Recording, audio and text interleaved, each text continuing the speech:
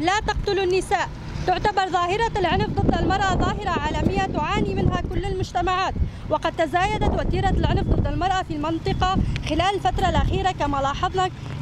كما لاحظنا كثرت الجرائم المرتكبة بحق النساء والفتيات في المناطق المحتلة، خاصة عند قيام ثورة تروج آفا التي عرفت بثورة المرأة تحت شعار المرأة الحياة الحرية، لأن المرأة أثبتت نفسها كقيادية في جميع مجالات الحياة عسكريا واجتماعيا وسياسيا، لذلك مورست عليها الحرب الخاصة، وتعتبر المرأة مستهدفة من قبل الجماعات الإرهابية المرتبطة بالفصائل التابعة المدعومة من الحكومة التركية.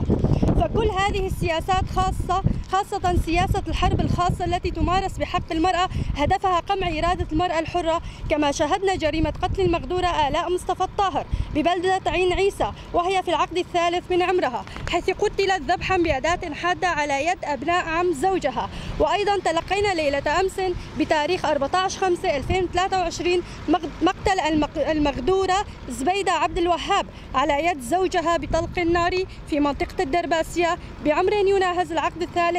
ومع تزايد حالات القتل بحق النساء، أيضا شهدنا جريمة قتل المغدورة نورة إبراهيم على يد زوجها في بلدة الحميس.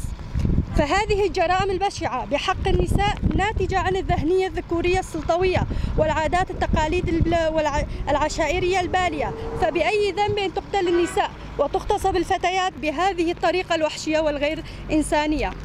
نحن كمنظمة سارة لمناهضة العنف ضد المرأة في شمال شرق سوريا نستنكر وبشدة جميع أنواع العنف ضد المرأة، من القتل بوحشية والاغتصاب والخطف التي يعجز العقل البشري عن تصورها.